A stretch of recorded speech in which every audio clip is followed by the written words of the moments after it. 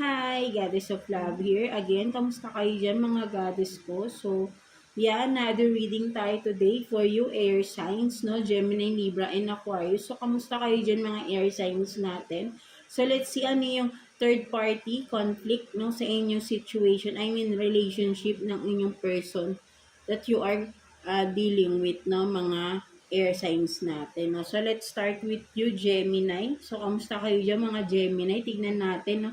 Ano yung current third party conflict sa relationship ninyo, no, ng person mo, no? And of course, tignan din natin ano yung message ng inyong inner self and message advice, of course, from the universe, no, mga Gemini natin, no? So, let's see.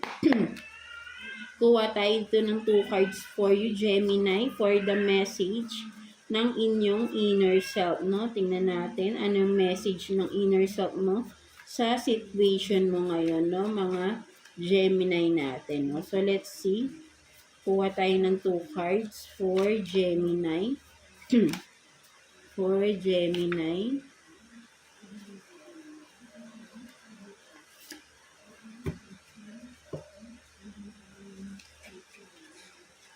So, you have this healer, rest, cost, no, solitude. So, maybe for some of you, you need to rest talaga, no, literally, pahinga-pahinga or stop overthinking, pahinga mo yung sarili mo.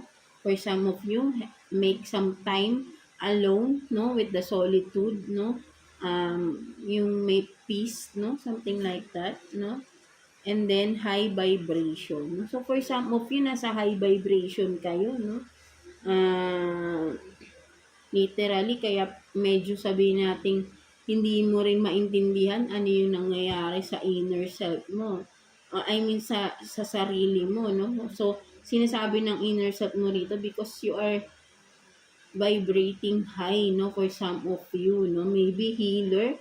Maybe for some of you, may healer, energy kayo, no, na nakaka-heal din, hindi lang sa inyo, no, within the people around you. That's why medyo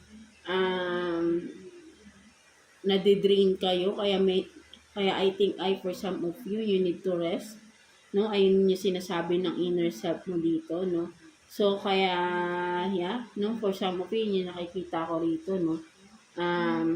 So, connect more, no, sa iyong inner self din, no. By meditation, no? Something like that. And to your guides din, no? Mga Gemini natin, no? Para mas magabayan pa kayo, no? Sa ginagawa or sa mga desisyon ninyo sa buhay, no? Something like that. No? So, let's see. Kuha tayo dito ng 4 cards, no? 4 cards.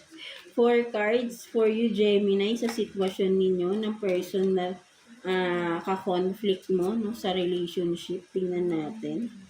4 cards for Gemini, please. For Gemini. Tingnan natin. Baka nai-intimidate sa yung person mo because you are in a high vibration. No? Masyadong malakas yung personality ninyo for some of you, Gemini. So, let's see.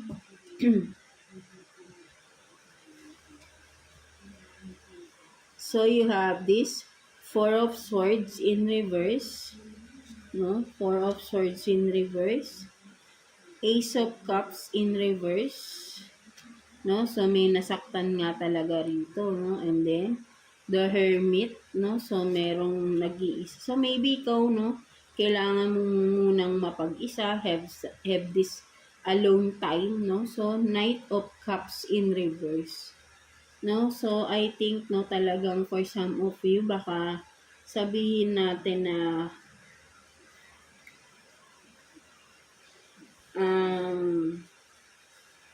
may nawalan ng tiwala, no, for some of you, I think, no? And then, ang tagal na panahon with the Hermit, no? Matagal na panahon kang nagtiis, no, kahit hindi ka na masaya sa sitwasyon o sa relationship ninyo, no. Ayun yung nakikita ko rito, no. You are dealing with a player, no, something like that. Ayun yung mas nakikita ko rito. Matagal mong tiniis, no. Ito, Gemini, no. Matagal mong tiniis tong sitwasyon na to, itong relationship na to, na akala mo magiging okay pa rin. With the Four of Swords in reverse, hindi naghintay ka na mag-heal, maging maayos yung relationship ninyo, but then hindi. Patuloy siya, no, parang mas naging malala pa yung pagiging player or kung ano man tong mga ginagawa niya na nakakasakit sa'yo. No, matagal mong tinago with the Hermit, matagal kang nagtiis, no, sa sitwasyon na yan. Ayun yung nakikita ko rito, no. Yeah, and with the Ace of Cups in reverse, no, hanggang sa nawala na lang, parang isang araw nagising ka na parang ayoko na, tama na yung sakit, no? Parang nawala na yung pagmamahal mo, natakpan na ng galit, no? Something like that, Gemini. So, ayun yung nakikita ko rito, no? So, let's see. Kuha pa tayo ng additional 4 cards for you, Gemini. Tingnan natin. Additional 4 cards for Gemini. No? So, may lumabas na 3 of Cups, no? So, cheater, no? May cheater dito, no? For some of you. So, let's see. 4 cards for Gemini. Let's see. No? Additional messages for Gemini. Please. For Gemini. For Gemini.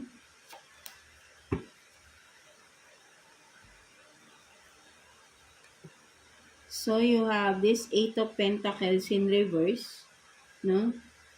So, tingnan muna natin yung cards ninyo.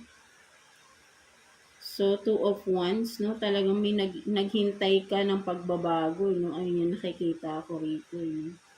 Sinarado mo, no? Nakikita ko rito, no? With the 8 of Pentacles in reverse. Nag-focus ka sa tao na to, no? Binaliwala mo yung ibang options, binaliwala mo yung mga ibang potentials, or sabihin natin career mo mismo, no? Sabihin natin na tinalikuran mo para sa tao na to, no? And then with the Knight of Swords, no? In reverse, and then 5 of Swords, no? Talagang sakit ng ulo yung binigay ng tao na to sa'yo. Naghintay ka talaga na maging okay, no? But then with the Knight of Cups, Knight of Swords in reverse, no? Naging worse, no? Akala mo magiging maayos kapag nagstay ka at inunawa mo, no? Pero hindi No, sumakit lang ulo mo rito, nagbigay lang sa'yo ito ng pasakit, no? With the 5 of Swords, no? Talagang binigyan ka ng problema, matinding problema tong tao. Parang taong problema, no? For some of you, no? Naalala ko yung dating reading ko, no? May ganito rin, no? Yung tingin niya sa person niya, parang naglalakad na taong problema, right? No? So, ayun yung nakikita ko rito, pilit nung inaayos yung tao, no? Sabi ko nga hindi natin maaayos ang isang tao, sila yan, no? Sarili lang naman natin ang makakapag-ayos sa sarili natin, hindi ibang tao. Kapag nag-decide tayo sa sarili natin na magbabago tayo, dun yun magsisimula. Hindi dahil sa ibang tao, dahil yun sa kagustuhan natin. 'Di ba? So, something like that. So, kaya sabi ko nga, huwag niyong pinagdadasal na magbago ang isang tao. Dahil kung hindi naman willing magbago ang isang tao, sayang yung pagdadasal ninyo. Babalik at babalik lang din sa dati, sa totoong sila, yung tao na yun. No? Something like that, no? 'Di ba, mga Gemini natin, no? So, let's see. Kuha pa tayo ng additional messages for you, Gemini. Kuha tayo ng 3 cards here for you, Gemini. Sabihin natin possible outcome nito, ng sitwasyon ninyo, Gemini. Tingnan natin. Possible outcome ng sitwasyon ninyo, Gemini. Tingnan natin. Let's see. Diba? Pilit mo sabi nga healer, kaya pala healer, no? Kasi feeling mo parang obligasyon mong pabaguhin, pero hindi Tama na yung ilang beses, no? At ikaw lang din yung mahihirapan, no? Something like that, no? So, hindi mo kailangan pag ayaw ng taong magbago, hayaan mo sila. Diba? So, tingnan natin. 3 cards for Gemini.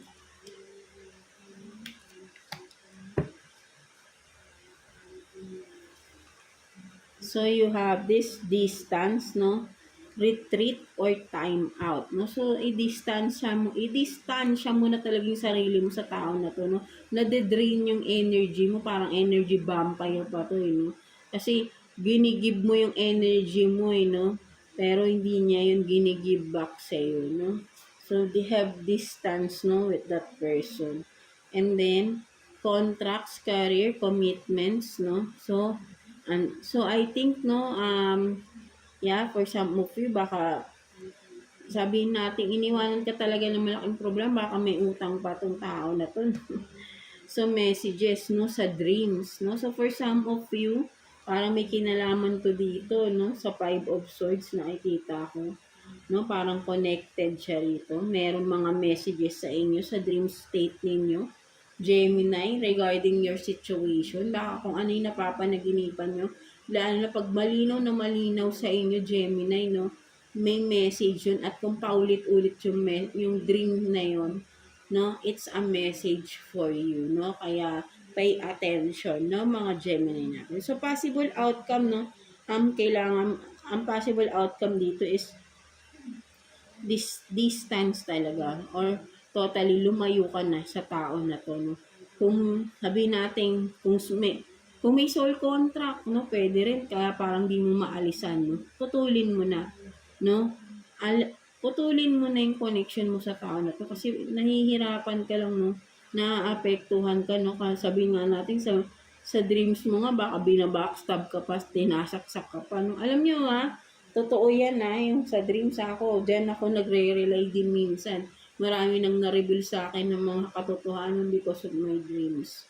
Kaya hindi ko binabaliwala rin yung mga dreams ko, no, mga Gemini natin. So, possible outcome niya talaga is, yun nga, no, kung distansya ka rito, putulin mo na yung connection mo sa tao na yan, no, hanggat maaari. Kasi ikaw din mahihirapan talaga. Hindi mo siya mapapabago, no, hayaan mo siya sa sarili niya.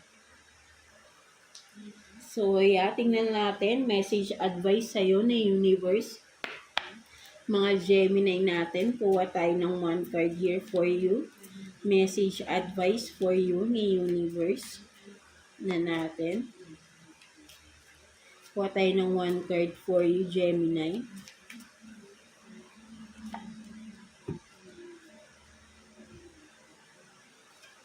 So, you have this happiness, no? I think talaga is choose your happiness, no? Huwag mo nang pahirapan yung sarili mo rito, no? Mga Gemini natin, no? So, your thinking will either make your happiness or take your happiness.